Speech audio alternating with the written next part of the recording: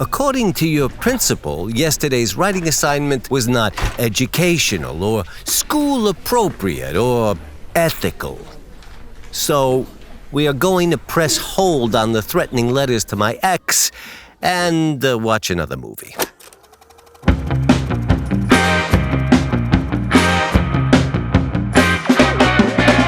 I wanna take you, baby, down and baby, you're high. Shit, shot with my buddies, only make me feel right. You know I wanna take you. That's an hour, down and baby, you're high.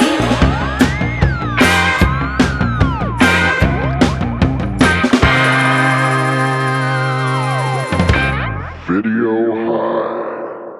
All right, Drew, you can give us your book report. I just go right into it. You don't introduce it or anything? Nope. Cold open. All right, here we go. Today I will be talking to you about the 80s. The Cold War, Ronald Reagan, nuclear proliferation, or however you pronounce that. The number one cause of problems in the United States is fraternities. Not only were they highly influential, I think, on a lot of young men, a lot of the issues that we're dealing with right now are caused by these frat bros who are now in their 50s running the world. I would say that there is a direct lineage between the Republican Party and Porky's too, but that's a different book report. Perhaps the only thing you know about fraternities are the many, many rape-filled movies from 1981 to 1991. And of course, who could forget Academy Award winner and fan favorite, Future Kill.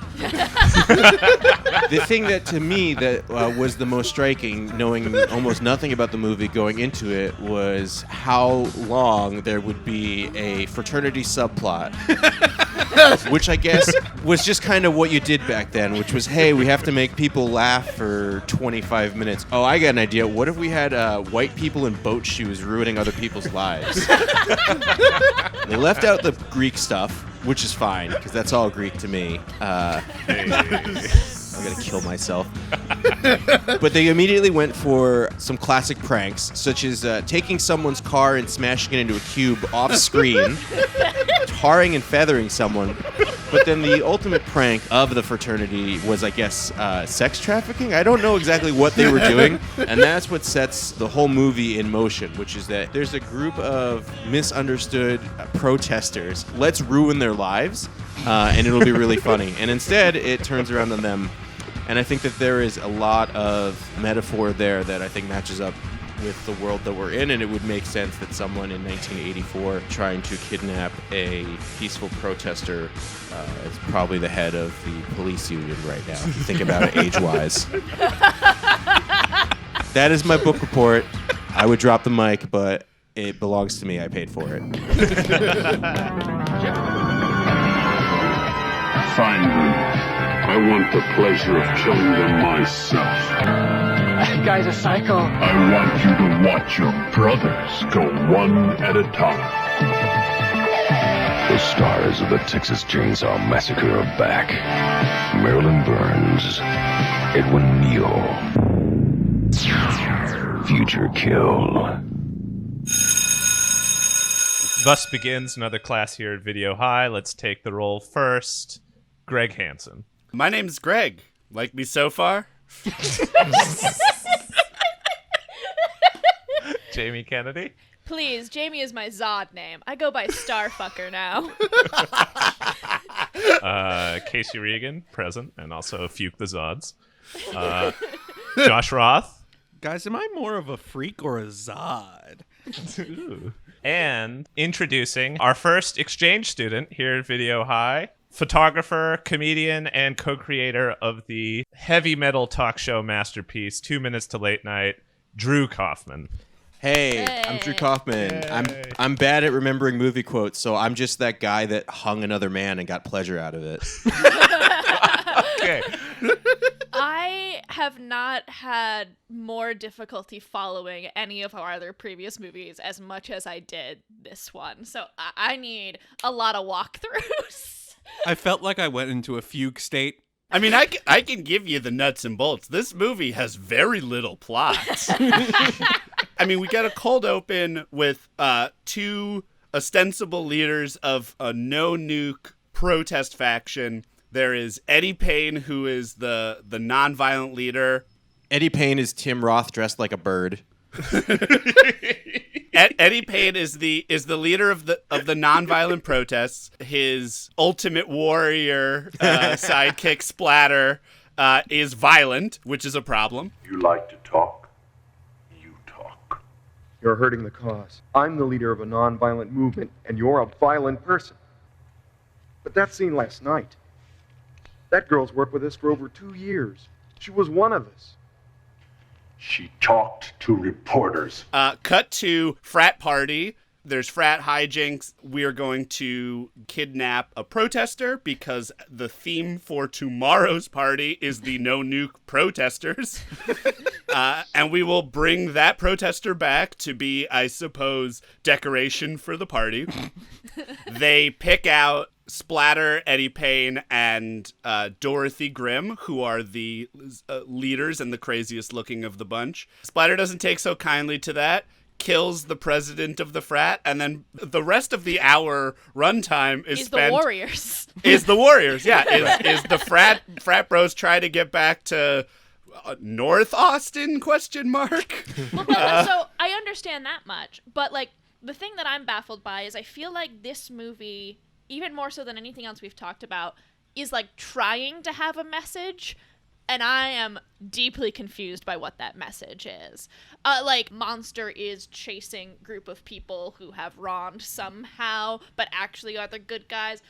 But meanwhile, you also have this Reaganism versus nuclear proliferate, deproliferate, whatever, and help me out. All we needed was, like, save the whales. And this was just 80s bingo.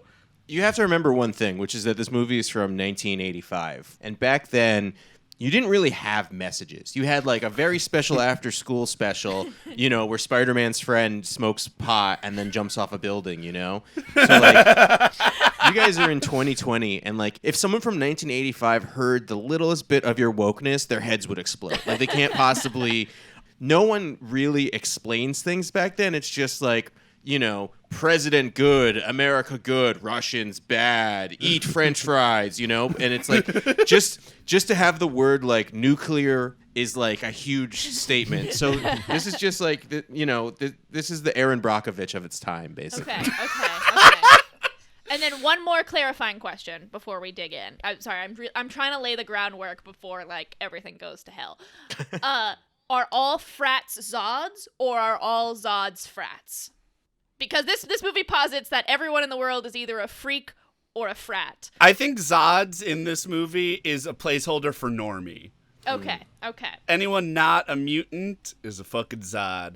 If you don't want to be a Zod, be downtown. Well, as long as we're laying groundwork, where, when, and how is this movie?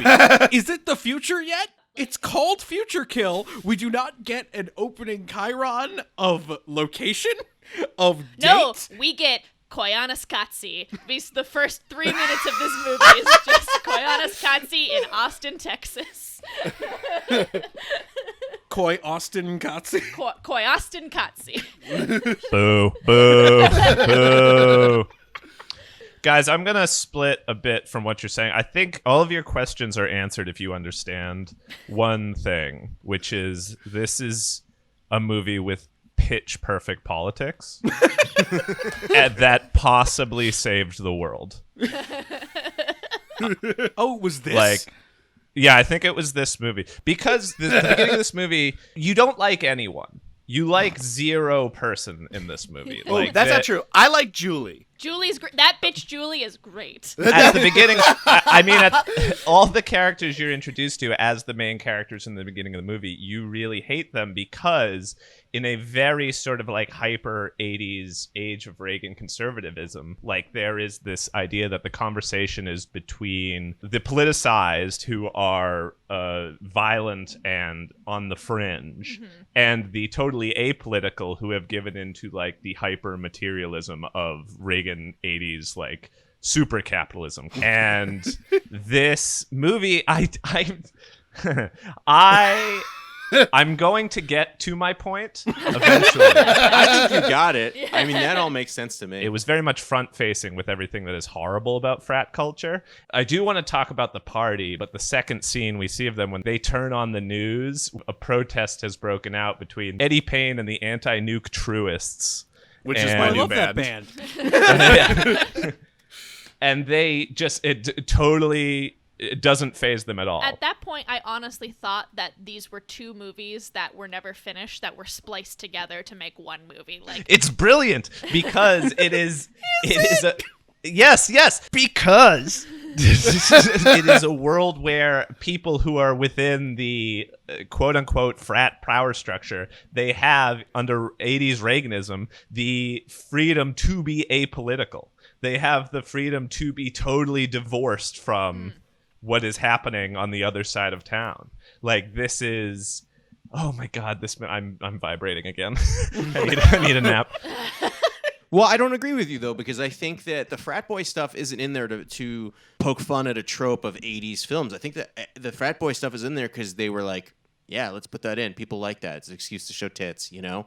I don't think that it was done at the purpose of satire. And there's some stuff that borderlines on it, but I think it is. I don't know. Because they make them so unlikable. Like, if they had tried to make more likable characters, then I would agree with you. But they're asshole.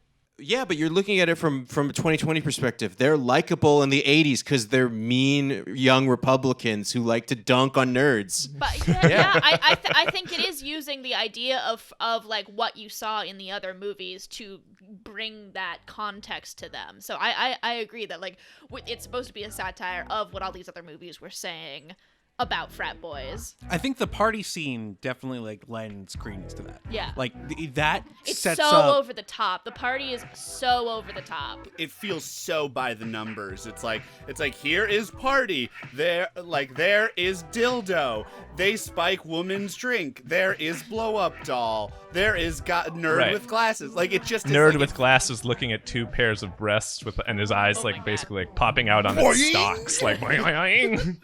There's a familiar face in that scene. John Hawkes, baby. Yeah, I'm so glad you caught that too, because so there's a moment where one of the sort of like lingerie-clad women simulates fellatio and takes a bite out of what is obviously a raw hot dog. What is like very clearly a raw hot dog, and then a guy who's watching it turns and does like bites his fist like, oh, my boner's gonna explode. It is Winter's Bone, Deadwood, fucking Eastbound and Down's own John Hawkes in a like early role. Holy shit. But it doesn't feel fun, and I don't think that is not purposeful. This is what the first parties after quarantine are going to be like, right? Like this was very weird. Yeah. They were roasting weenies indoors. It was very quiet, yet also very horny. Like it has all the discomfort of like we haven't been to a party in months. There's literally a guy on an IV. Like this may have been after the pandemic. It is ugly, strange, filled with like murky synth pop and fucking creeps. And I feel like that is what 80s wall-to-wall parties creeps were. And you can't tell what the age of everyone is. Clint, the leader of their fraternity, looks like a 40-year-old man. Oh, like, he is a 40-year-old man. He never I left. thought He for was sure that he was one of their fathers who was an accountant who was going to kick them out of the house. Yeah, he's their friend, Dad. All right, guys, you've been here too long. You haven't paid rent. You gotta get your shit together. Okay, boys. I put up with the drinking. I put up with you streamlining the Fiji president's vet. I even put up with the drugs, especially when you were kind enough to share them with me. I am glad that the younger generation has the internet so that they can stay away from parties like this. Seriously. It's very weird. It's very odd. There's a character named Greg, which I find very offensive. Hi, my name's Greg. Like me so far? No. Maybe one of the best opening lines of any character. Like, the fact that he isn't in the rest of the movie was, I think, my greatest regret. This is the party of another fraternity. Right. Can we just address the The way that they introduce us to the opposing frat leader who is sitting behind a desk holding a steering wheel that is attached to nothing inside of a room. Strong statement. Surrounded by two largely muscled, skimpily dressed bodyguard men. Yeah. One of his bodyguards was absolutely Stretch Armstrong. Like that was he was like one large human-shaped muscle. Right. And then we're introduced to our main character's fraternity. We realize that they have destroyed, as one of those funny frat pranks you hear about, they have destroyed another person's Corvette. And they have been sent to this party to apologize to the I did fraternity not. president. Oh my God! Wait, the guy He's holding behind- the steering Yes. wheel. Is that the steering wheel from his Yeah, destroyed yeah. car? I did not put that That together makes either so much until more just sense. Yeah, come now. on. Oh, come on, guys. I just- I just thought he was insane. No, I also no, thought, no. yeah. I'm with you, Josh. For some reason, it just like zoomed right over me. Yeah, but again, this is the internal strife of the elite. Like this is his dad has bought him that car. That's why like having a car destroyed for anyone else would be a big problem. You know, there would be a problem, but for him it's not a problem. It is. It Well, needs they to learn be later that it can be a problem because when their car gets destroyed, it literally does become a matter of life and death. Exactly. There's so much point counterpoint in this movie that is not heavy-handed, but is just sort of there. That I think the satire in this movie is purposeful. Like, I mean, even the party if there is any sort of like turnabout for our characters, it happens in the mutants concert rock show later. It seems genuinely fun. It's not that this movie couldn't make a party look fun. They could. It seems genuinely awesome later. It's hard to tell. I think the crazy thing about satire is that you usually enjoy it more when it's pointed out that it's satire. You know, like people who don't get the onion until it's explained to them. And I think Sure. maybe just having read a lot of very, very bad satire in my career, I've just feel like I have a pretty good bullshit radar for that, but I could be wrong. This could actually be a hidden masterpiece. And by that, I mean 30 minutes of really good satire and then an hour of people running around filling up time. Yeah, But- that's the thing, is I wouldn't say it's a perfect movie. Now, your president informs me that you've decided to apologize for the horrible thing you did. And I do appreciate your ordering me the new vet. Maybe I can get one in a better color than the one Daddy sent me. And that you get to wear these. Bullshit! No way! Then our sort of protagonist fraternity are told they have to dress in drag, which they flatly refuse because it insults their masculinity. And in response to that, the sort of meathead tough guy character offers that they tar and feather the person who deigned to offer that they dress in drag. After they do that, he abandons his friends as the other fraternity comes out and chases them away. And to make amends, he brings home a woman for, I guess, all of them to run train on. Bangarang. Like a pizza. Just share. Just that 80s movie sense of like, oh boy, we're all gonna score together in the same room. At least she was consenting. Like, at least she was like, you know, a sex Right. worker who knew what she was signing up for and like was like, yep, let's do this. I love the logic of the movie where it's like the dudes end up getting beaten up by the rival frat. He shows up later and they're like, Steve, there is nothing you could possibly do Oh yeah, one of those great sales. that would ever make us want to be your friend again. And then lady comes in, no shirt on, and they like immediately are just like, all right, I guess it's fucking time. Like, And then the Jim Carrey predecessor just goes full Tex Avery.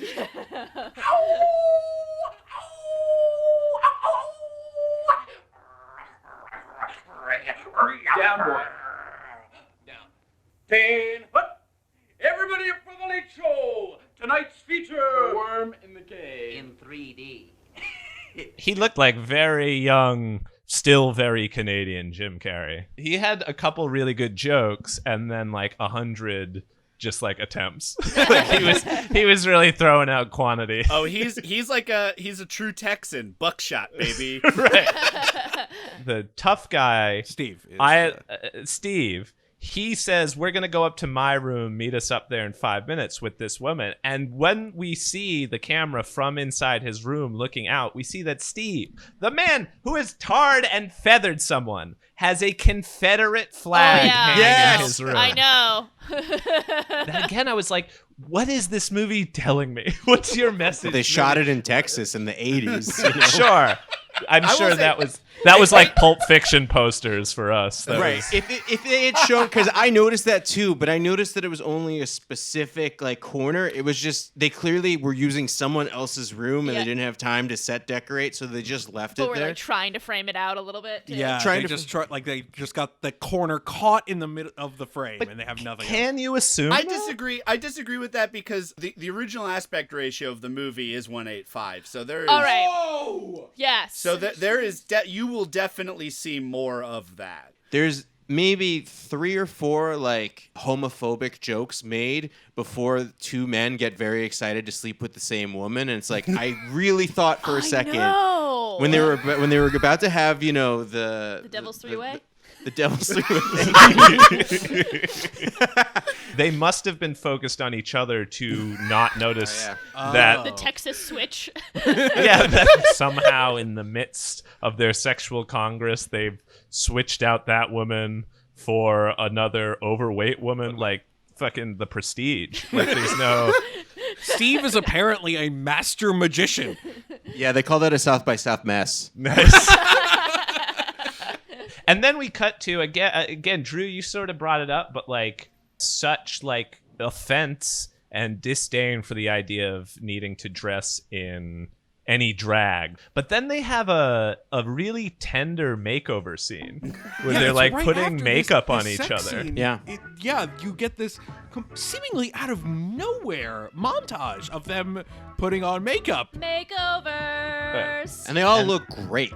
Like they all look have like awesome. beautiful androgynous cheekbones, like amazing eyeshadow, like incredible. Yeah, I didn't realize we had cut to the middle of Liquid Sky for like. Yeah, being a freak just means looking like David Bowie. That's really what the barometer is. I also I love that because this movie's like idea of what the counterculture looks like is like 10 years behind. It's like this would have been like edgy in 1977. Same with the music. There's like at the punk scene later, I'm like, this is great for 1978, but by 1985, this would be the Dead Kennedys. Like, yeah. So what are the clothes for? The spring party. This year's theme will be the No Nuke Protest. You guys have the distinct pleasure of going downtown to kidnap the freak of my choice. Freak City. Their fraternity president, John Hodgman as the PC guy, tells them that they have to go and steal a woman from Freak City. Steal freak. Okay. Steal freak. Yeah, they don't think they specify. They don't specify the gender. It's still insane. I guess that's true. We might be dipping into my poisoned conspiracy brain, but again, the first act of this movie is about the internal strife of the elites, and events of 2019 and 2020 have told me that to like get ahead in the elite world, human trafficking is not a small part of that world. There's like a good amount of like earning your bona fides in this world by doing it's like tiny little bit of human trafficking. your boner fides, as it were. All right. Yes, Greg. I think you want it to be about the struggle against the elites, but the problem is that there are no elites in this movie. Obviously, buying someone a Corvette is a lot of money, but basically this is a story of how can the middle class meet with these freaks and what did they have in common. If you had seen the president, if you had seen like the nuclear czar, this is just like a very, very, very like small scope idea of like what is happening to this small town. That for some reason has like a crazy Death Note looking supervillain, but they don't really get into elites. But then does it become the classic argument of like what the elites do to the other classes below it, in that they are pitted against each other rather than fighting the real problem? You're inferring that, not seeing it. That's the thing. Well, you do see the I think the elite that you see is, and agree. I wish there were more of them. But the one elite we see is the head of the other fraternity, who's wearing an ascot. Yeah, he's wearing a cravat. You don't get more elite than that. Yeah, Drew. like I think he is the elite in this scenario. That's why I find the movie so politically perfect, Drew. I think you're right. I think I worded it wrong, that it's not really about the internal strife of the elites. It's about those who thirst towards it in that very Reagan hyper-consumer sort of conservatism. Right, the ones dream who- of you get to be like an apathetic centrist. You just exist and your life is fine. Yeah. That's the Exactly. The American dream is you own a car and you go to work and you die. You know, you don't have Right. to suffer. Right, and actually the next scene after they get all Ziggy Stardusted up is they go out in their car now dressed as freaks, and they get accosted by another car of essentially the same group, like them. It might it's be like, them. It's Bizarro them. They're like, wow, they don't recognize us. I wrote at that point, douchebag rednecks driving around yelling at peaceful protesters. 2020 via 1985, baby. Like, it's... And they're like, what's these guys' problems? Because they have never needed to become politicized, because Right. they've just been on this sort of like track of aiming towards like the top until one day my heart blows up full of beautiful sweet and sour sauce. Yeah, a recurring theme is that they impersonate a marginalized group and then constantly inherit the pitfalls that this marginalized group also has to deal with. They're like, I don't understand. Can't they tell that we're just wearing a little makeup? You know, Right. Without ever Right, catching. because they're unable to consider their own place within this power structure. Right. Because they've never needed to before. But those in the marginalized group can tell the difference and know that they are opposers, basically. Bunch of fucking Zods. Yep. Their leader dad points out the freak that he wants them to kidnap, and it just so happens to be the leaders of this movement, Splatter, Lord Humongous in an MF Doom helmet, him, Eddie Payne, who is the sort of like celebrity leader of the movement who promotes nonviolence, and Dorothy Grimm, who is also there. I prefer to call her She Splatter. I mean, but this is where this movie is also fairly interesting, because up until this moment, there's really been no female characters of any true character. This movie that promotes itself as like, we're bringing back the stars of the Texas Chainsaw Massacre. It's like, that's Dorothy Grimm is Marilyn Burns. Like, that is one of them. And she, up until this point, has nothing, which is like and interesting. Through the end, basically nothing. But that's not true. She is really like, her and Julie by the end of the movie are really the only characters of consequence for the plot of this movie. Like, our fraternity bros don't really do anything that contributes meaningfully to the plot of this movie. They are truly bait. Except for Dad Friend, who gets stabbed through the throat. Okay, screw ups. I want him. Holy shit, that guy looks mean. Do you think you can take him? No problem. Laugh on this, Zod.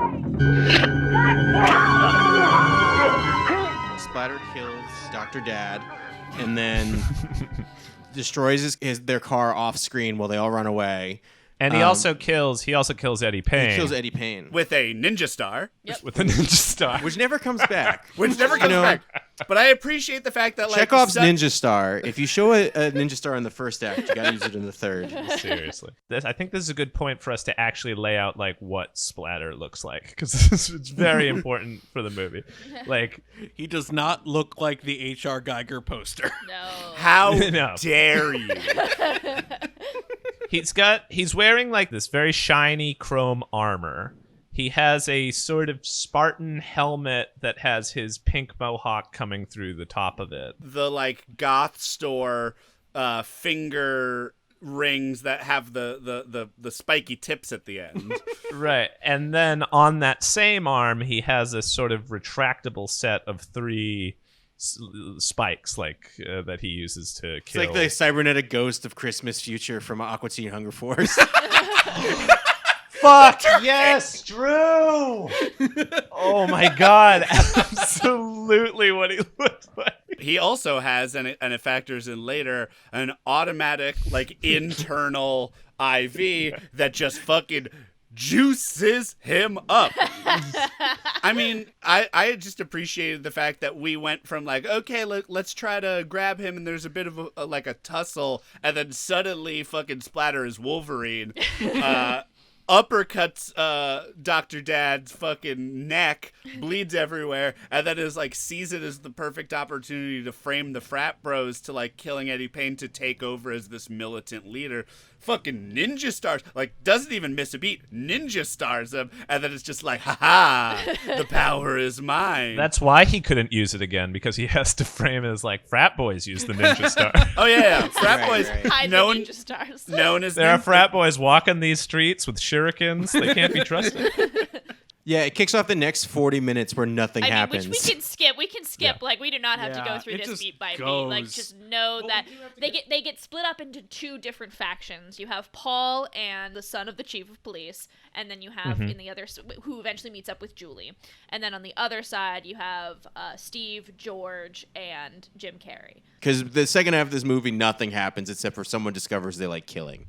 Well, I think everything that you're saying, Casey, is true. It's so close. So this movie is 2 years before RoboCop. So there isn't really like this black satire of, Reaganomics and the idea that you can be apathetic to the world and survive if you're white. And it is really close. And it could have gotten there. You bringing up RoboCop, great point. Drew, put it on the scoreboard. Noted. Because there's a part of me that thought, like, is this like Starship Troopers but for the Reagan 80s? Right. Oh, I wish. Like, we're supposed to see like the grotesqueness of 80s conservatism, but through a lens of like, this is why it worked for people, white and male. They had no reason to question it. And still have no reason to question it. Like, Julie gives the lecture on, like, like, if you have the luxury and the privilege to not have to, like, address any of these things, and good for you. But, like, they don't learn. They don't learn a single lesson except that the leftist people are eating themselves from the inside because their movement can't work, basically, without violence. Because they have a giant mutated person Right. that will shove spikes into your face. I don't know if I actually don't know if I agree with that because I think and I'm hazy on names because names seem to matter not. I wrote them. You have Paul, who is the guy romantically interested in Julie. You have Steve the meathead, the big giant one. George the expendable one who dies. Clint is the accountant leader who dies in the opening of the when they go downtown. And then you have the son of the police chief, who's maybe Jay or Tom, and you have the kid who looks like Jim Carrey, who's maybe Jay or Tom. Those are our characters. To try and make this clear, you just listed the 5 whitest, blandest names. There's John, and Jim and John. Have fun. But I think Paul does learn. I think Paul, in his relationship with Julie, does actually start to come around and start to understand in a way that I would say he's the only proper hero in the movie. That everyone else in the movie... No, hero. No, I'm not saying like he's a good guy. I'm saying that What does he learn? What did he learn? Tell me what he learned. He learned that the fucking protesters, who he thought were all just like a bunch of idiots and stuff, like actually are all, reasonable human beings. Is basically like learning that like other people exist. Yeah, right. Which is all you can ask for in the 80s. Oh no, I'm not saying that this is like a pass. I'm just saying that all our protagonists are, again, with the exception of Paul, bad, horrible people and are not meant to be seen as good. We're not really supposed to sympathize with them because they, at the end of this, learned nothing. It's a bold choice to have a movie that has no likable protagonists or heroes in it. But that's the thing Julie. is that they're so close to satire, but they don't make it. Oh, sure. Okay, so Paul sees this woman getting attacked by the cops. He jumps in. The cops are going to basically kill him, and then he uses his privilege. He says, "Hey, the leader of the cops. What the leader of the cops? What is the head of a cop called again? The leader of the cops. The chief of police. The queen cop is my mother. Yeah, cop queen. Go off, cop queen. Yeah, that's like the one moment of like awareness in the world. Okay, so let's talk about the mutants for a second, because as much as I want to be like, yeah, go leftists, I love that you guys first off look fabulous. I love your makeup. Seriously. But okay, so basically you have what I guess you could describe as like Occupy North 6th Street. It's just a bunch of people who are just staying in a part of town that no one that's in the frat knows how to get to and from. You know? They somehow get there and then are completely clueless as to how to leave. Well, their car is destroyed off screen. Again, they don't have the money to destroy a car. No. So they just say like, "Did you destroy his car?" "Yeah, I destroyed his car." But Take my word for it. They're lost in basically like the autonomous zone, basically in Austin, where they're protesting nuclear proliferation. Apparently, you find out at the end they're doing some kind of nuclear testing, because that's why that dude is going to get thrown into an easy bake oven at the end. But this one guy has been mutated by nuclear waste, and you only know that because, one, he's got that Party City costume, and two, a woman very kindly wants to give him oral sex, and he decides to murder her. Which I will say, by the way, I've never seen anyone murdered with a rolled up fence before. Oh my. Aluminum siding? Like yeah, I've never seen that before. That was Be pretty very cool. afraid of aluminum siding. Cool. There is nothing more Texas than killing somebody with corrugated metal. Yeah. Like, and he just rolls it up and it just kind of presses her like a panini. Yeah, until blood shoots out, much like if you were squeezing a Hot Pocket too much.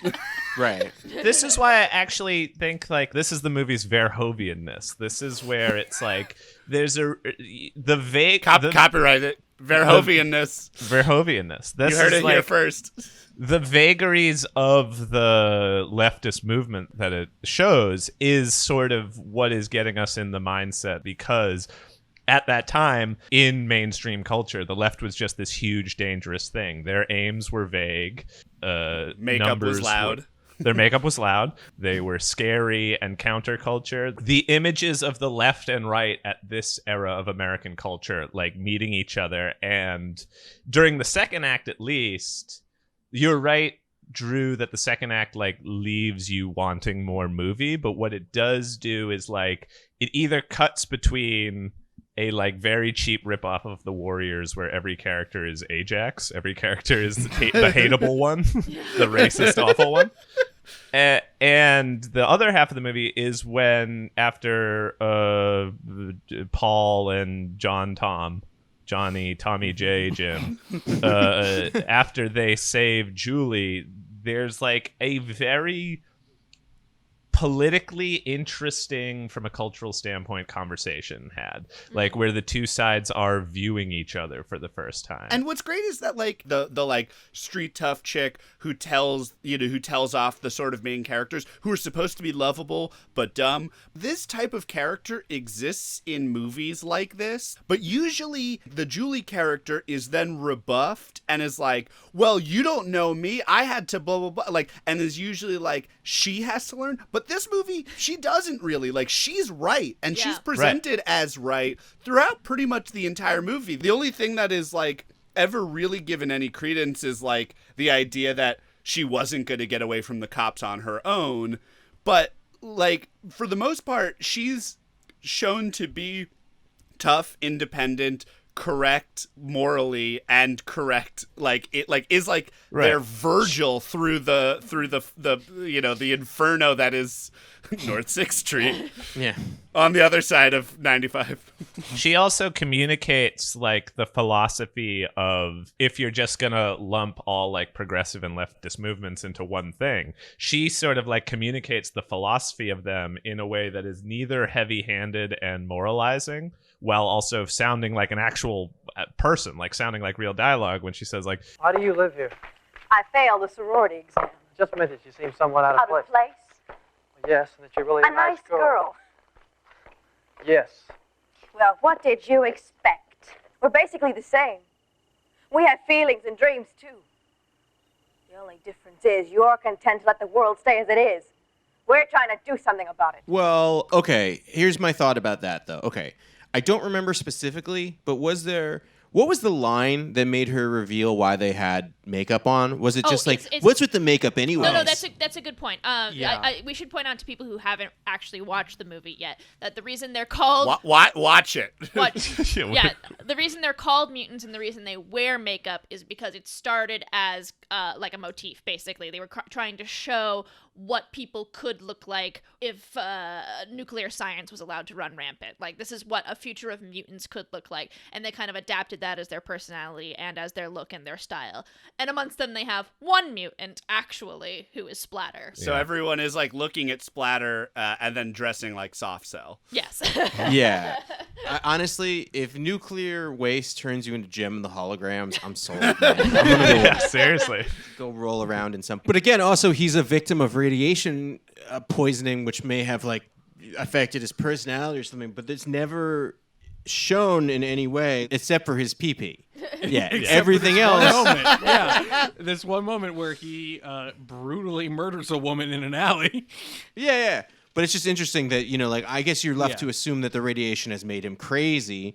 He's never like, oh, that's how I got this little splotchy mark on my forearm or anything. It's just, nope, all I've got is, like, crazy doo-doo brain. I've got a weird toxic Avenger dick. Yep. Which before that scene, I have to point out my disappointment because we have this scene where two street girls are discussing Splatter's sex life, and they speculate that he hasn't had sex since the accident, and they keep riffing about how, he would just come really fast, probably, and at no point during any of this riffing do they make a Splatter joke. Oh, what a missed opportunity. Disappointing. They do say, I bet he'd come all over his chains. It's like, all right. It's very specific. Cool. I really loved them as characters. There's something, again, I have to believe that this movie has a level of self-awareness when you cut to two sex workers standing by a loading dock and the opening line is like, I'd like to advance more. It's like I'm looking for something with a little more advancement. Like, this movie has to know what it's doing a little bit. Splatter. I wonder what's under the armor. Bet that guy's got a heart on 8 hours a day. Might be fun to find out. Come on. No way. That guy scares the hell out of me. I'd rather suck off a ball bat. Don't you even want to know what it's like? Just read your diary. Whenever I watch a bad B movie, especially if it's from the 80s, I always think about what happened to these people. Like, those two sex workers now are probably grandmothers if they're still alive, I mean, they're actors. They weren't sex workers at the moment, I'm sure. Well, I don't know if they were actors. Well, yeah, actually, we can't prove that. I don't know. I always am curious. I'm like, I wonder what happened to these people's lives. Like, it's like probably they never ever think about it again. And then there's the documentary on Troll 2. Have you seen that? Yes, I love that. When they go into the old man's house and he's just like, I've wasted my life. That is burned into my soul. The old man who was in that movie just went on to live his life as a lonely old man and never found love and lives alone and it makes you feel a lot. Well, thanks, Drew. Yeah. No, I like to think the opposite. I'd like to think that these women, yes, they started families, they live their life, and every Christmas they turn on Future Kill, and they have a little bit of a laugh when they're like, "Oh, the scene's coming up, Grandma, when you offer the dickless man a blowjob. Look how good my tits were." And Grandma sort of shakes her head, but she loves it. It's tradition. Yeah. So one of the sex workers goes and like you said, Drew, very kindly offers him a blowjob. She's just a very, very nice lady. Not even hot for Splatter, hot for experiences, life experiences.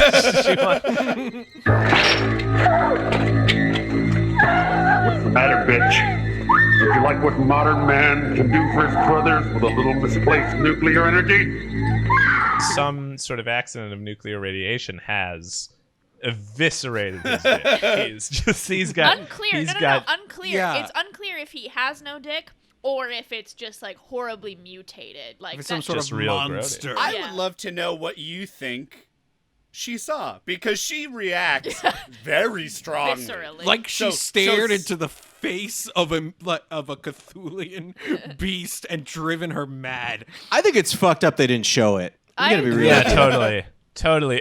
A movie that later has to make me look at like a fucking M16 blown apart cat. Oh my like should be showing me. Oh my god. Is gonna deny me. Here's what I think. I think his dick was like whenever Bugs Bunny would tie up Elmer Fudd's shotgun and he would shoot.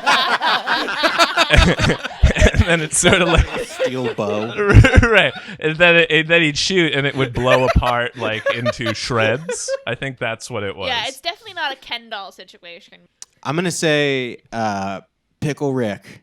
Complete with it's conscious. Voiced by Justin Roiland. Yeah. She actually just has tryptophobia, and so there's a lot of like circles really close to each other, and she's like, "Oh no!" I just hope that it's like 6, and they're all just like coming out in different places. It's like a bramble bush of dicks. Or if it's really like, fitting the ethos of the movie, I think it actually is just a normal dick, and then she's grossed out because sucking dick is gay.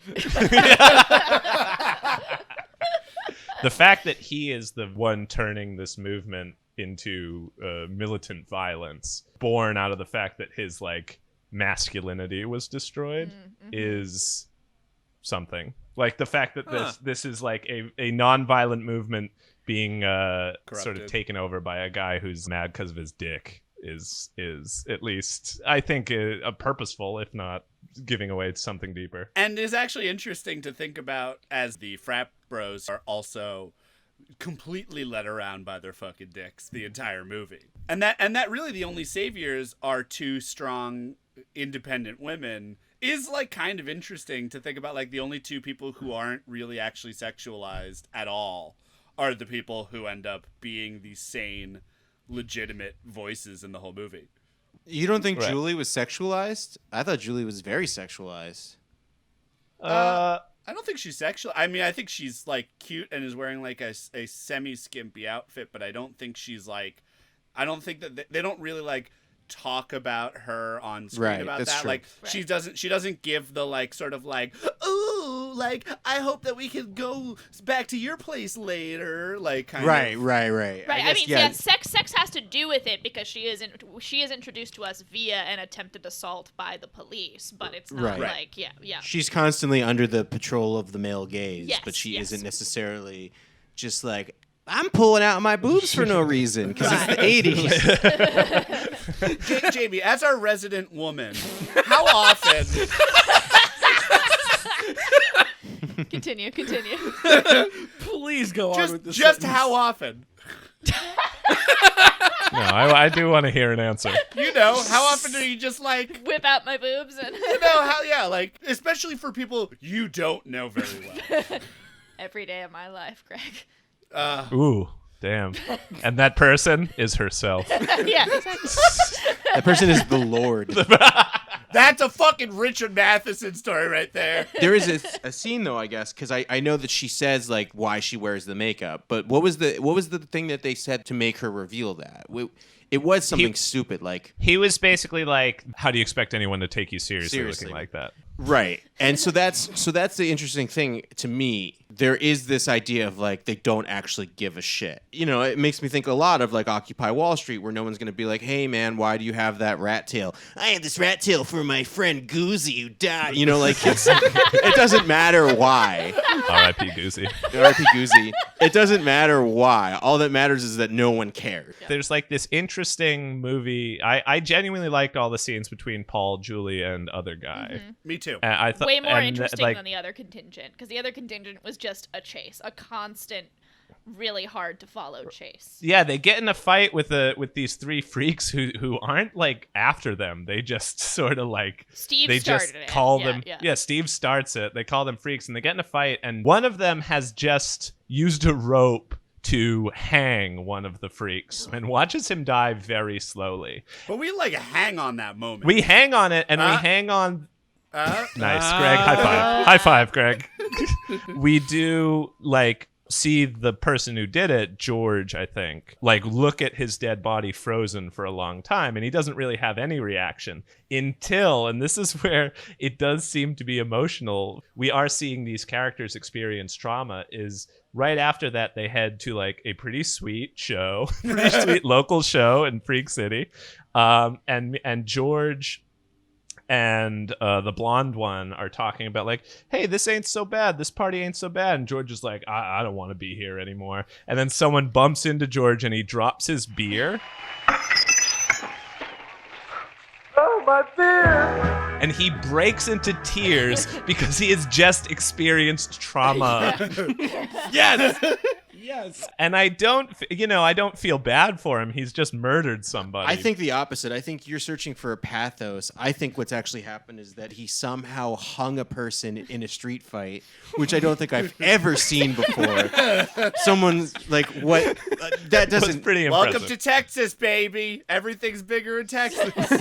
Yeah. But in reality, losing his beer is hard for him because it's his beer and he lost it. It has nothing to do with death. He's not processing grief. It's just a guy who likes beer.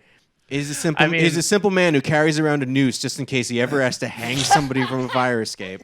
For that perspective that you're talking about, like, they would have had to have shown that they have some kind of impunity. And I think maybe the weird thing is that now they're in this world where they can do whatever they want, right? Because this mutant zone is kind of lawless, and that's shown by like the cops just fucking people up and people getting killed on the street. Like there's no consequence. So I didn't see what you saw. I actually saw him enjoy like killing them. Like towards the end they were really liking killing people. You know? Yeah. Yes, but I think where. I disagree that I think the performance in the moment seemed more just like it was animalistic and horrifying. Shock. And then he was shocked. Right. Shocked. Yeah. I don't think it was on his face reading like, what am I in this great machine? Right. I think it is a moment that reveals their place in this sort of structure of oppression is exactly what you were saying. Their life has no violence in it. Their life has no politics in it because of this like Interesting. middle class privilege. Like Right. in that moment he is thrust into what is the real world for everyone else, like which is a animalistic sort of fight for survival, which he has never been a part of. So then we cut into a concert. They're called Max and the Makeups. I love the soundtrack to this movie, so I was watching it with like Shazam in my hand and trying to catch things. I'll do it, tell me what you say. I'll say it, tell me what you like. I like it, tell me what you be. I'll be it. Xerox.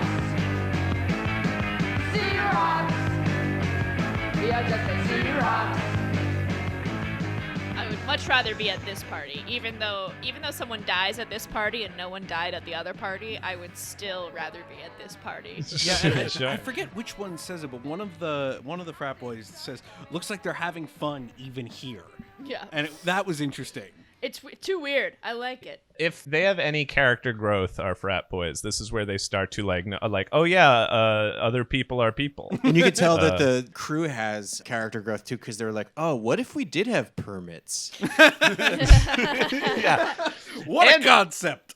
Right, that's the other thing, is there's some genuine fucking cinema in this one. They had a lot of setups for this scene. Yeah, an actual lighting. Yeah.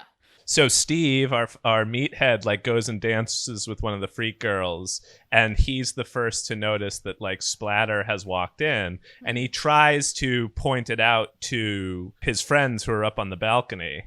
And he's screaming for them, and they can't hear him, which I was surprised by just the cinema of it and the like logic of it. Like in movies like this, speaking at a dull roar is usually enough to be heard in like a very loud concert. Yeah, it was cool that like you saw him and you saw his mouth moving, but all you heard was the din of the crowd from their POV, and it was like, oh, that's actually an interesting move.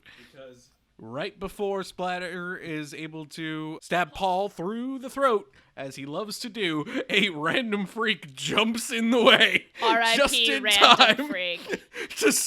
to show. It's a Deus Ex Machina. That was Jesus Christ saving them. Yeah, I never felt more for a character before because I've been to so many shows and tried so desperately to get through a crowd to get to the bar or something. I could just imagine the last 10 minutes of this guy's life was being like, excuse me, I'm passing, excuse me, fuck, excuse me. Stabbed. I like that this movie, like, it shoehorns in the sort of relationship between Julie and Paul, but I think it works. I think their love story, as it develops, actually kind of makes sense because they actually start talking to each other in a way that a lot of movies, it's like two people on opposite sides of the tracks. They meet each other and you know that they're going to fall in love. And this one actually kind of gives credence to that because they actually have conversations about like their mutual experiences in a way that is like, shit, this movie is the best shoehorner of this type of love story. Yeah, Paul, you actually see Paul become interested in her world and interesting. Yeah, Yes. yeah. Develop some semblance of That's character. why I could remember his name also. Wait, if you give a character characteristics, you can remember their name. What a concept. Go figure. Can you believe it? I think it would have been more of a groaner if they had played any more like in love. It would have been a real groaner. If we actually saw them like act upon it, it would have been a real groaner. You saw the two characters become like interested in each other, but not in a sort of dewy-eyed way. Yeah. Right. They just have like maybe we'll go out for fries next week. I don't know. This feels weird. We just have like shared. They basically like bonded over like shared trauma. Sick. So Splatters men come in. Splatters. Our friends. That's how close I've gotten Casey, to them. do not speak for us. None of these people are my friends, except Julie. She's fine. We Julie can hang can, out. I like Julie we can could stay. hang. Yeah, Julie and the frats run away. Julie and the frats. And then we get more running than an episode of Doctor Who. We get just 20 minutes of running down endless hallways. Is that what Doctor Who is? It's mainly running down hallways. And we love it. I want to get to the climax because I really like it, but I don't want to just blow past Paul's fucking roundhouse kick. Yeah. That was bananas. Out of nowhere. I wouldn't move an inch if I were you, God.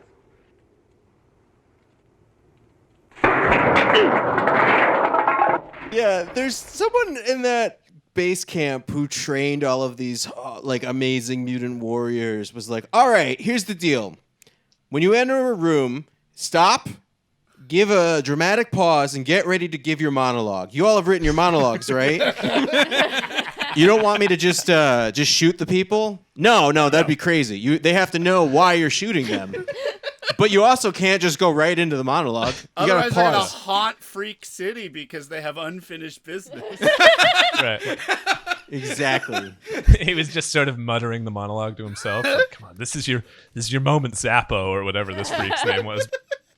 Well, no, there was a moment where Dearly his beloved, we are- his friend kind of goes to move, so then Zappo kind of shifts focus enough time for him to Chuck Norris Texas Ranger Texas Chainsaw Ranger. Chainsaw Ranger. Yes. Fuck, $1 million idea. That's a T-shirt that someone bought on Threadless in 2007 for sure. All movie, Julie's been saying, my friend will help get you out. My friend will help get you out. And Julie has been leading them back to the abandoned nuclear facility. Fucking Chekhov's abandoned nuclear facility. Thompson Research Laboratory. Wait, but before that we get there, we do oozy up a fucking cat. Jesus Christ! It was the scene from Alien or Aliens where you hear the cat and they're like, "What's that sound?" Oh, it's just a cat. But instead of moving on, they then just machine gun the cat into a bloody pulp, which we see. And why? So one of the unnecessary. only like special effects that we actually see in the movie. They have no budget to destroy cars, but they were like, no, we have to show this dead cat. Yeah. It's a trailer scene for sure. It was like, So they go into the abandoned nuclear facility, and it's revealed that Julie's friend that they've been leading to the whole time is Dorothy Grimm, who propositions the boys to, not that, that's not the word I want to use, who offers a deal to the boys that she will help them take down Splatter if they will act as bait for her traps. She's the Kevin McAllister of the movement. Yeah, totally. so they chase through the same 2 hallways over and over again with just like slightly different light. Hey, they got gels. They bought gels for that scene. They bought gels. And I was happy for the movie that they made an interesting decision to light these scenes. It was at least like, oh, they're making a movie now. Yeah, it was lighting. Oh, I love the moment where they're just like, we should all probably just like split up. It would be better if he doesn't find us all together. And I was just like, what? Like, none of these people at this point, 1985. VHS exists. You have the ability to watch horror movies. You know. Or at the very least, Scooby-Doo. Oh yeah, I never forget that episode where they stabbed Shaggy in the neck. Oh, like zoinks! I'm bleeding out, man. So they kill the one dude, and then they kill him in the hallway, and then hang him up in a Christ-like pose with some light shining directly into his chest. Okay. Wait, doesn't he kidnap someone? Yeah, well, it's unclear to me. It seemed like actually it was Blondie finds George, like opens the door, and we see through the shaft of light that George has been nailed to a wall. And then a hand comes out and like chloroforms Blondie. Yes, that. I forgot about And- that. Okay. And that hand has nail polish on it. So to me, that read as it was Dorothy like setting her bait for Splatter. So they find Blondie all tied up in this room. What happened to George? I did. Which is sick. That's a sick That line. was so great. I will say, like, the majority of the actors in this movie are not particularly charismatic. Marilyn Burns, even included, like she's sort of like very throwaway. But man, Edwin Neal is pitch perfect ham, and the fact that he went on to have like a very prolific voice acting career makes sense because his voice was 100% my favorite part of the movie. Like the moments where he's just like, that bitch Julie. I was like, yes. I was like, please, like, read me War of the Worlds. Like, come on. Yeah. And then they're all basically just standing around while he monologues. Waiting for death. Again, they never kill immediately. They're like, but first, I must tell you, long ago, when the world was young. Oh, just kill me. No, 9 rings were forged. You monster. So what happens? I don't really understand. I guess he's talking and then he gets kicked into a closet full of green Dorothy lights. stabs him. She Dorothy comes stabs out of him in nowhere the and gut. stabs him with like a pitchfork. Right? Oh, the Yeah, tiny which- fish fork. My girl comes out with a little trident. Again, and it's fucking, like you carry a noose in your pocket, you have a small trident in case, you have to move a very small bale of hay. You're going to need help. yeah, she stabs him in his bag of tomato sauce. She's just like, That he conveniently keeps near My his stomach. Prego! with that, she pushes him into Something. the big microwave. It is amazing how unclear whatever this thing is. But it sort of doesn't matter because it's rad. No, yeah. It absolutely doesn't matter. It's awesome. They But it hand wave it. They're like, he should know that. They say something like where it's like, he should know this This is area. where he was created. Oh, yeah. is that Yeah. This is where he was created, they say. Oh, so this Yeah. is what he was like exposed to Yes. that made him into a mutant. Yes. This is the machine Splatter was fucking when it went horribly wrong. He tried to put his dick in the creepy crawler oven. Oh my That god. and the cat are really like the fucking tentpole effects. Well, of this it's movie. interesting Like, because, like, I guess the big thing was, like, not only is it the two of the 7 actors in Texas Chainsaw Massacre, the stars, that lady, and the guy with the mask on. I guess they got the VFX person too, For one and day. it doesn't go like full Cronenberg, but he definitely gets baked. You know, like he starts to melt a little bit, and it's mostly through acting. Like he's definitely given some pretty good growls. You know. Yeah, he does a good melting performance. Yeah, it is a good melting. There's like a green goo pop that happens. That Yeah. was the moment where I was like, ooh yeah. Like, And like everyone in that room definitely has cancer now, right? Like Oh, I yeah. don't know what safeguards Because they're in their were out- 60s? Yeah. Is that what you mean? We're all gonna get it.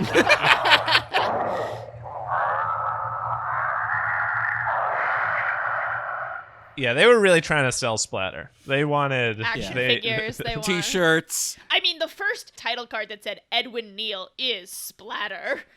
Yeah, which is, he's just one of those long lines of actors who have all played Splatter. I myself preferred the Olivier Splatter. Yeah, but you gotta be careful of the Splatter curse. Everybody who plays Splatter ends up not doing much else other than voice work. They think that they're safe. There's like a door to the outside world, and then another. Maybe the same mustached guy, who I think is also second Greg. in command. Yeah. I think they're- it was Mutant Greg. See, that was, you want to talk about like allegory that as I was watching this, I was like, God, this movie would have been so funny if everybody who was in the party was also a mutant to show like how they're the same, but also because they don't have the budget for more actors. And I was convinced that all of the dudes with mustaches were Greg from the beginning. I was convinced that was true. Oh, and my favorite shot in the entire movie, which is Steve standing next to a sign that says "Danger Acid." I was so pissed that was not how Uzi guy got right. It was so big. Yeah, what a like, tease. I was like, if they don't fucking dunk somebody in acid, this movie sucks. Yeah, what a tease. And then Steve very, very slowly snaps his neck. But Paul also tells him not to. Like even though they're facing down like their potential deaths again, Paul is like, after everything we've learned, maybe we should not. Never mind, Steve's already killing him. And then it just ends. He snaps that guy's neck. Yep, credits. And then there it was ends. no fucking acid. Because, guys, again, I gotta go back. This movie is... the characters who are left are all having very different reactions to what they've experienced that night. Like, Paul has met Julie, so he's our sympathetic protagonist who, like, he has seen enough bloodshed. He wants there to be love, blah, blah, blah. Blondie is like, I think I'm not going to go back to the frat house. I think I'm going to stay here. Jim Carrey is just, like, traumatized, like totally shaken, says nothing. When they walk away at the end, he's like hugging his arms and like looks back, and like Steve is like totally, I'm going back to the frat. I'm done with this world. I'm gonna back run into for like president one day. Right, exactly.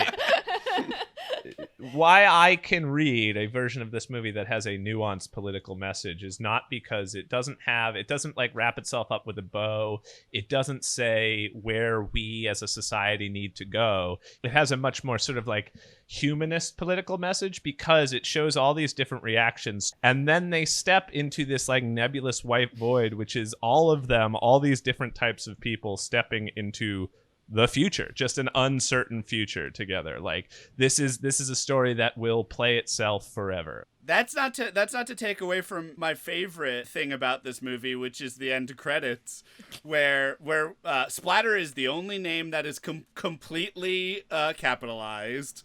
There Totally. are other credits such as Curious Bad Girl and Uncurious Bad Girl. And then the following group names of really cool frats, beautiful girls, and street mutants, which are just like, if your movie has credits that read like that, you are a good movie. You have won. You've won the arms race. Also, did you guys watch till after the credits? No.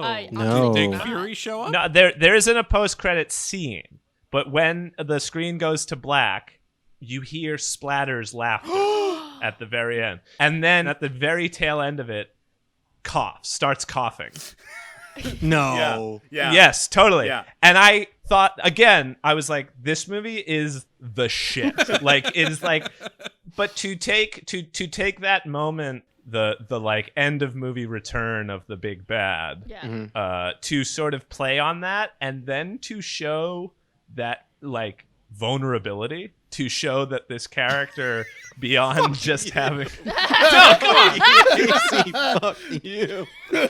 No, I cannot stress enough how much I appreciate that you are really digging in and finding these little gems, because I cannot turn my bullshit detector off. Yeah. I cannot turn my bullshit detector off. Casey must have done so good in semiotics, which was something that I fell asleep during multiple times. Yeah. I've always operated under the assumption that there actually are no bad movies. That there's only great movies. Some movies you just have to do a little bit more work on. Hey, I'm here for it. I respect that. I truly do respect that. I gotta say. And this movie, you gotta do the work. You gotta put the legwork in. And the truth is, I would love nothing more than for there to have been in 1985 a horror satire of all of those tropes, you know.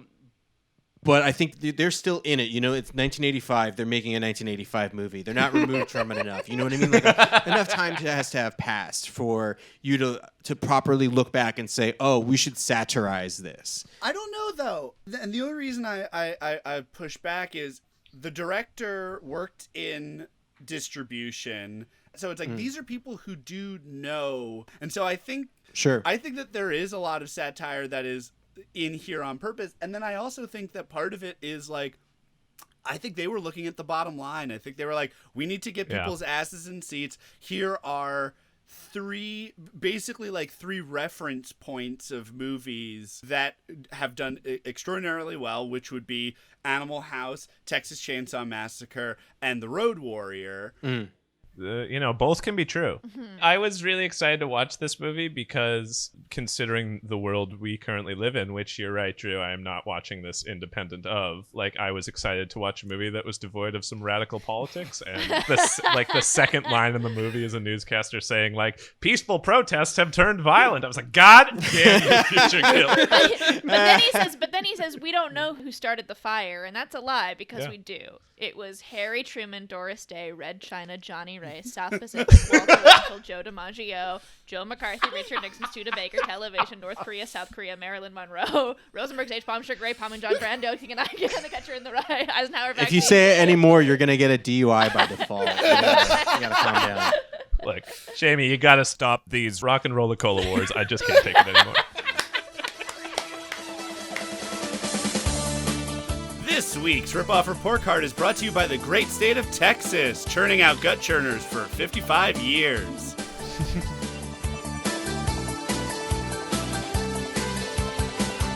Texas has been the home to many homegrown horror and exploitation movies, of course most notably the Texas Chainsaw Massacre, the film that pointed out the state as the de facto place to never go checking out abandoned farmhouses. Well, it spawned a whole generation of filmmakers looking to put their localities on the map. There are too many to name, but some of my personal favorites to jump on this train are the evil genie monster movie The Outing, aka The Lamp, which was shot in Houston, the RoboCop shoot-'em-up knockoff Rotor, which was shot in Dallas, the killer ancestral spirit Wendigo type flick Demon Warrior out of Waco, and the killer farmer vamp comedy Bloodsuckers from Outer Space out of Hamilton.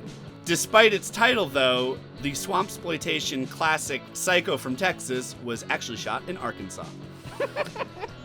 Damn. Star and co-writer Edwin Neal is probably the most familiar face, having played the hitchhiker in the Texas Chainsaw Massacre with creepy aplomb. Neal, though best recognized for his horror work, with bit parts in Bob Balaban's My Boyfriend's Back, as well as playing a guard in the serial killer priest straight-to-video bizarro The Divine Enforcer, Neal has kept himself most busy as a voice actor, becoming a go-to for anime dubs. As of 2015, director Ronald Moore runs a movie memorabilia shop in Texas, which is apropos as he originally struck up a friendship with Edwin Neal over a mutual love of movie posters a year before he had actually seen the Texas Chainsaw Massacre. The bombed-out locations they had written about were apparently pretty easy to find in downtown Austin in the mid-'80s, and apparently while they were shooting some of the scenes with the mutants, local punks thought that they were making fun of them, and so at points started hollering and throwing bottles at the production. Sick. Future Kill's original working title was simply Splatter, which they ended up changing because they thought that it didn't suit the production. But head-scratchingly, the UK video title was Night of the Alien. What? Which I love, because that makes no sense. Ed Neal said a lot of the theaters booked the film based solely on the H.R. Geiger artwork. When asked about his relationship with the film, Geiger said, quote, "When Ron Moore, the director, visited an exposition of my work near Zurich, he asked me if I would care to do the poster art for the film. Moore showed me a couple of photographs of the character with a skull-like head which looked just like it had been stolen from one of my works. He tried to get away from Ronald Moore by feigning sickness, and apparently the story goes that Ronald Moore broke down and cried, and so Geiger was like, okay, I'll fucking do it." Half a year later, I saw the finished film, and it was, how shall I put it? It was very colorful, whereas my poster was rather black and white. I liked the colors in the film. They reminded me of Black Orpheus. But the rest... The poster was well printed, though. That was the Rip-Off Report card.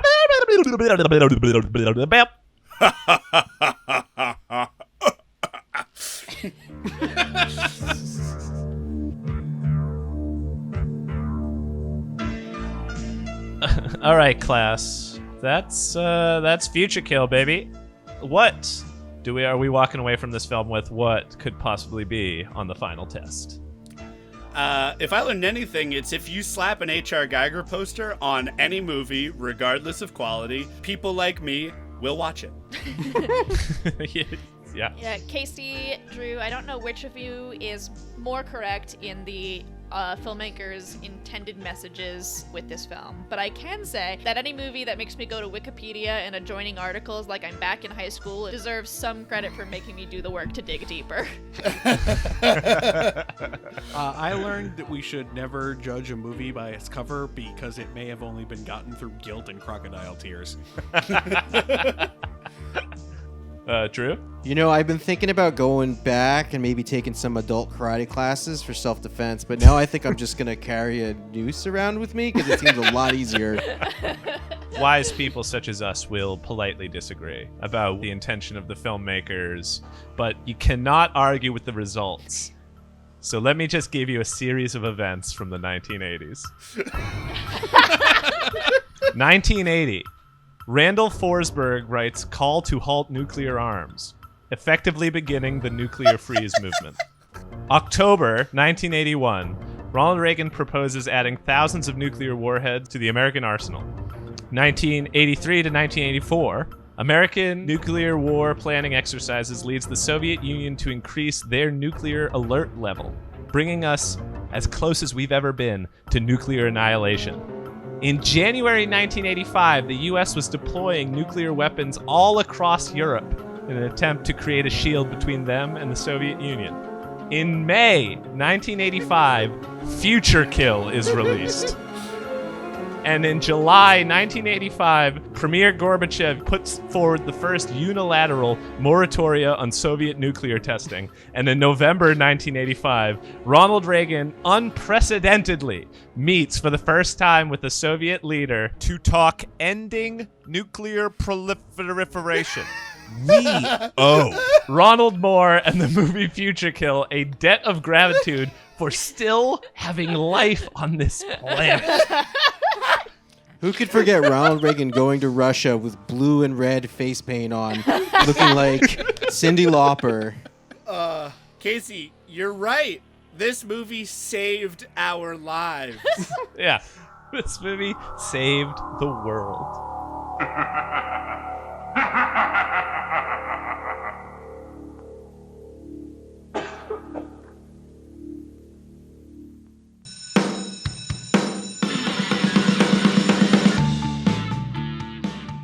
Thus endeth another lesson here at Video High. Our next episode will attempt to climb the Canadian Rocky that is 1986's Busted Up.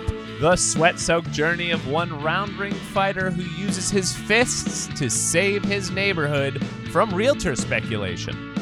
Check out that assigned screening and listen to us wherever you seek out fake audio friends. And find us on Facebook and Instagram at Video High Podcast. Thank you to everybody who makes it possible. That is Seth Applebaum of Ghost Funk Orchestra and Gabriella Tessitore of the band Scout Harris for our theme song, Justin Ferraro of the band The Rizzos, and Lowboy for all the other music, Ann Shearer for our amazing logo, and of course our teacher Philip Marlowe. Also big ups to my fellow hosts Greg Hansen, Jamie Kennedy, Josh Roth, and myself, Casey Regan. And we all legally owe 500 kisses to our first exchange student, Drew Kaufman. Hey, thanks for listening. If you guys are fans of music, a little on the heavy side, check out 2 Minutes to Late Night. It's a late night music talk show. We haven't really done the talk show this year because of the world falling apart, so we've been doing bedroom covers with musicians that are really cool. We've been putting out music video type things once a week. You can follow me on Instagram at Diane_Hellboy. That's all my photography. And that's pretty much it that I've got to plug. Also, I guess send Ronald Reagan money for ending nuclear proliferation. Yeah, for getting rid of all the nukes. They're all gone, everybody. They're all gone, everybody. Thanks so much for being a part of it, Drew. Yeah, thanks for having me. Thanks, Drew. This was Thanks really for having fun. me. That was a really fun movie. I absolutely hate that I'm never going to forget this fucking movie. Especially you, Casey.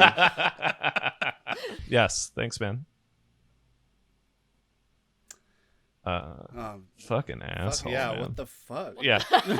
By the way, if you ever invite a guest on here and they disagree with me again, I will walk. Up in your ears. Podcast Network.